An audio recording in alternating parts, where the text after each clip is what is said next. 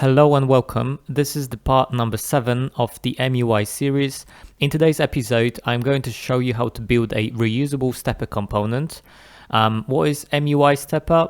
It's a component to help you display progress through a sequence of logical and number steps, and it provides wizard-like workflow. You can spot stepper-like solutions on e-commerce websites. They help to handle users' order process, and this is that part of the website where you have to fill out your address details. Then you go to the next step where you have to pay for your order, and if everything's correct, you are being redirected to the order confirmation page, which is the last step. Okay, we're gonna start with customizing the database page. If you're just starting out to watch the series, you can download the repo from branch lesson number 6. The link you can find in the description just below, or you can go through the beginning of the MUI series playlist and start from scratch. Okay, so I'll just copy the grid wrapper component from the authentication page and get rid of the MUI grid inside of the database. And also as a child, I will just add the reusable card component, which we have created in part number 5 of the series. So a basic card component goes in and it renders correctly. Next, we want to create a new component called progress stepper. Then inside of the common folder, add in progress stepper folder, and inside of it a file with the same name. Then we're going to use RAFCE shortcut to mock the functional components. So type in RAFCE and then hit tabular. And just to clear it up, for some reason Visual Studio Code is playing tricks on me today. Then I'll just add stepper component string as a placeholder.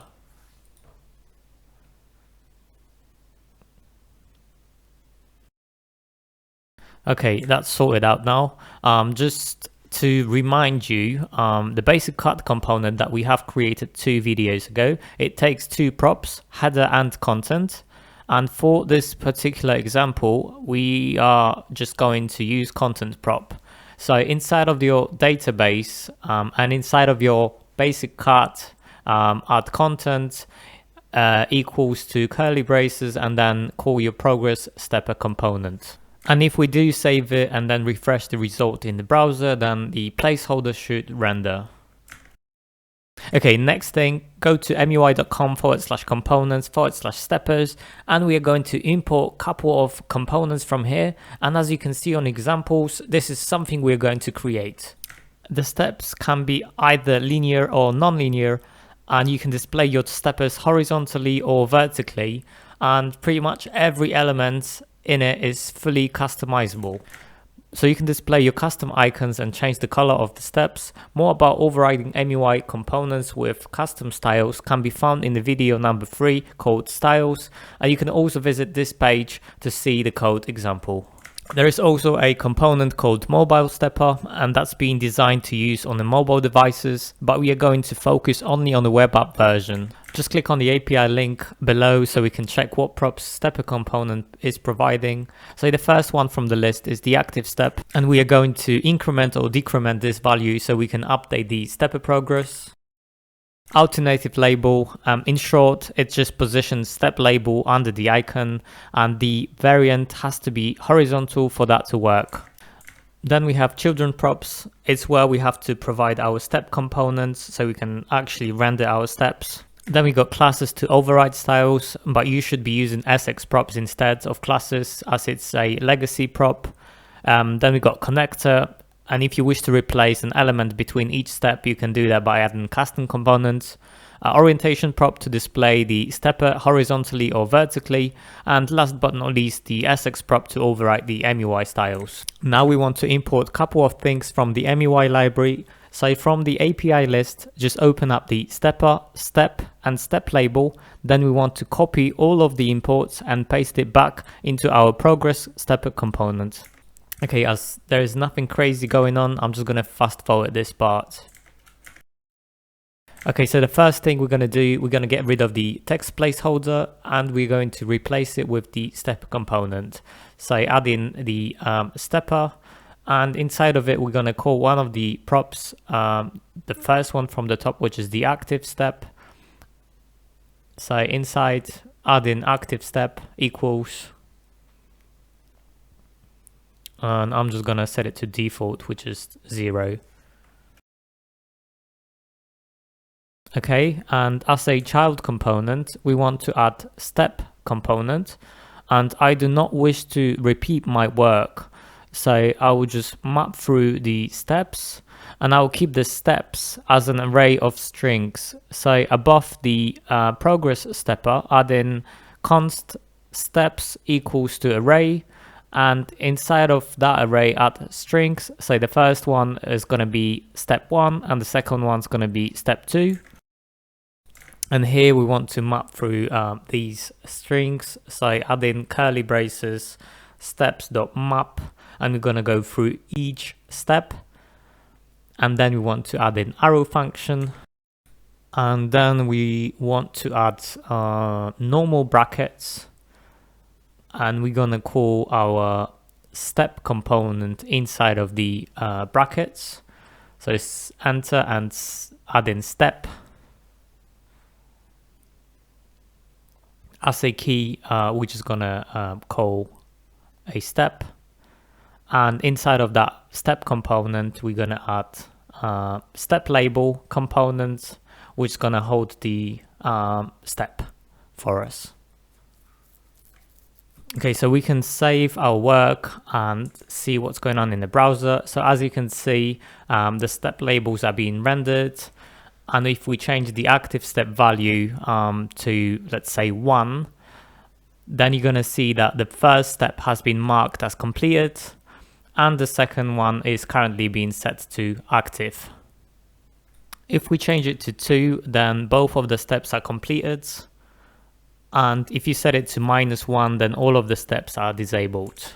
And as I've mentioned earlier, active step is set to 0 as a default. So if you comment it out, then the first step will be set as active. Now we want to make the active step value controllable. So in order to achieve that, we want to import the use state. We also want to prepare our component so it can hold the step description. So just next to the stepper, add in React fragment. And I'll just create an extra indent as not enough space just freaks me out a bit. Okay, this is looking a bit better now. Let's grab the typography component from our code base, or you can copy the import straight from the MUI website. And within the typography component, we're gonna display our step description. And once we've got it imported, just paste it back into as a child of the React fragment. Then inside of the typography, we're going to add text placeholder. So type in step description so we know this component actually renders. Don't worry about the styles now, we're going to fix it later. Next thing we want to do is we want to make the active step prop controllable. So we need to make sure it communicates with the use state. So just below the progress stepper, add in const active step and set active step equals to use state, and as a default value we're going to use 0. And then in our stepper, just replace the 0 with the active step state. Below the steps, we're gonna add step description, and that's gonna be again array of strings. And I'm gonna add in description number 1 and description number 2. And we are going to display items from the step description array depending on what active step we are currently on. So inside of the typography, just add in curly brackets, then call step description, and then square brackets and add a 0 inside. And with that, we're going to display the first item of the step description array, as the array index starts with 0. Next, we want to make sure our step direction gets updated dynamically, as right now it's just been hard-coded to show the first element of the array. So instead of the number, we need to pass in active step. And remember, active step starts with 0, 2. In order to update the active step, we need to add some buttons to update the state for us, so we can either increment or decrement the value. In previous videos, we've added a reusable button component and we called it a common button. So I'll just import that and paste it back to the progress stepper. So just quick import at the top of the file, and then just below the typography, we're going to add our button. At this stage, we're going to add two buttons. So the first one to increment the active step value, and the second one to decrement the value. So type in common button, and we're going to need three things for the button that increments the value. So the first one is the on click, so we can update the state on each click. Variant, just to make sure it looks okay, and we're going to set it to contained, and the label which will hold the text value. Additionally, for the button that will decrement the value, we will add disabled state, so we can stop the user from hitting the back button when on the first step. I've actually added closing tags to the common button, but it expects the text children to be in there. So just type in next. And the only thing that we're missing is the variant, but I'm going to fix that in a second.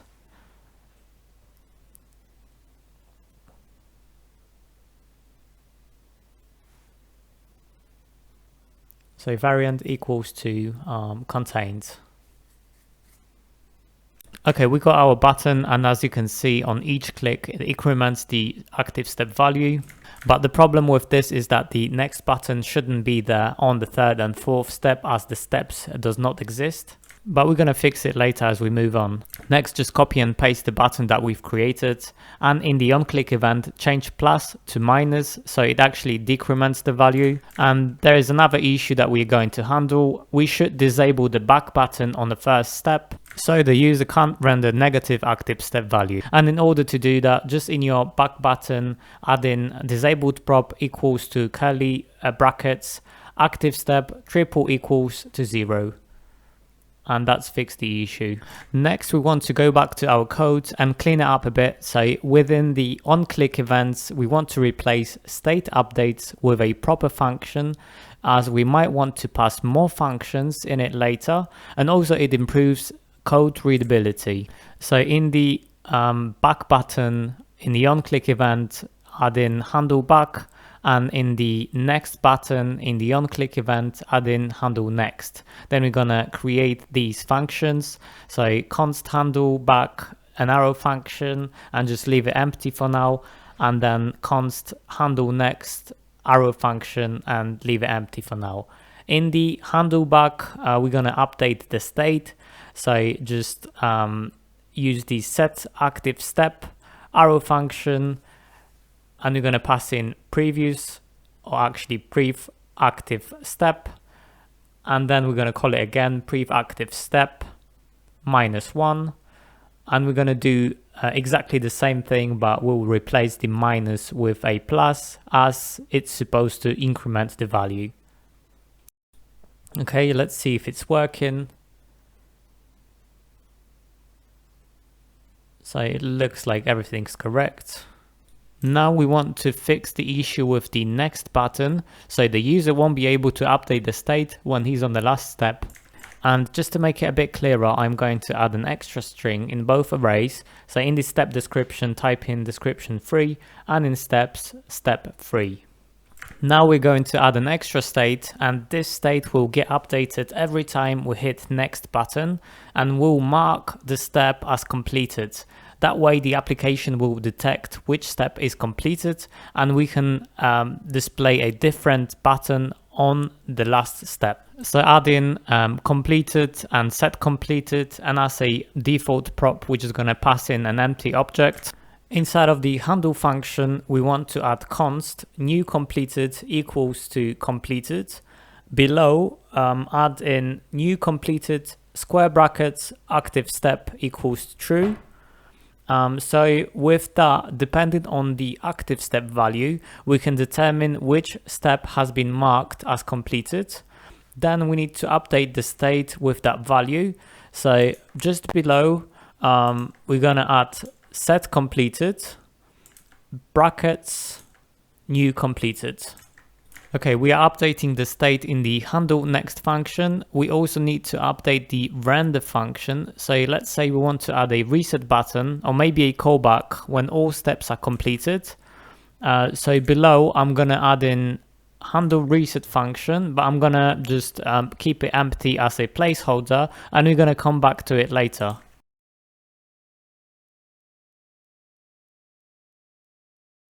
Next, we can improve readability a bit by defining some of the consts that we're going to use in our stepper component. First one, we want to know what's the length of steps. So add in const total steps equals to steps.length. And next one, we want to know what's the length of completed steps. So just below total steps, we're gonna add in const completed steps equals to object keys completed and then dot length. Initially completed is an object, and by using object.keys we are returning an array, and then we can get the length of it. And the last const that we are going to add is the all steps completed. So we're going to check if all steps are completed basically. So just below that, add in const all steps completed equals to completed steps that we defined earlier, and then triple equals to total steps. Now with all that set up, we can start playing around with the render function. First, we're going to use all steps completed flag. That will help us with rendering items conditionally in our stepper. So above our React fragment, I'm going to add in another wrapper, and this wrapper is going to be a div element. And then I'll add in curly brackets, all steps completed flag. Then I'll start writing the conditional logics. So if all steps are completed, then I'll show a different element, something like all steps are completed message within the typography element.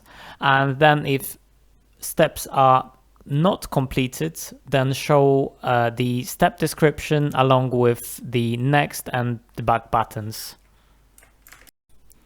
And I'm gonna wrap the typography element in the brackets, then add in colon, and the other element, the React fragment, is gonna be wrapped in the brackets as well. Okay, so with the recent implementation, we are displaying different element on the last step.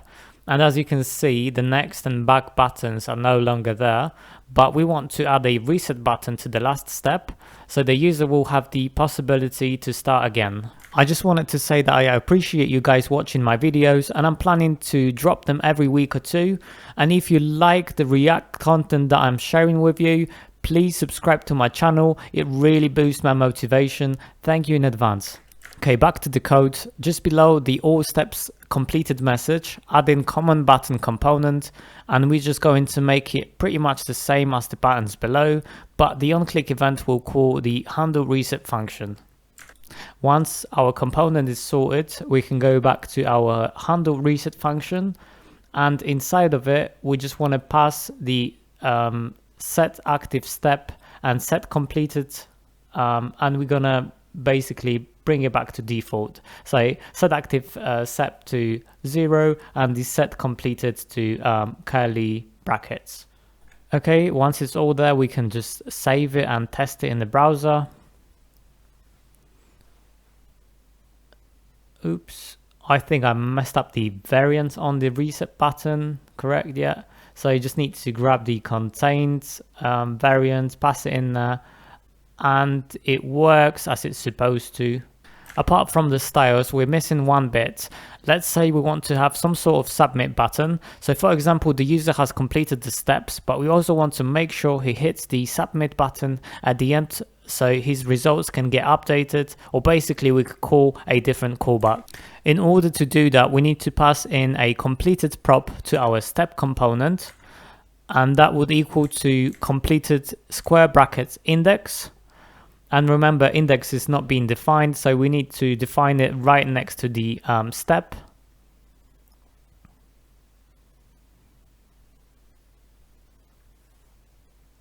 We also want to add a conditional rendering in render function, and we're going to do that in the next button. In our next button, add in curly brackets, and we're going to call completed steps triple equals to total steps minus 1. And if that logic is true, then render finish, otherwise render next.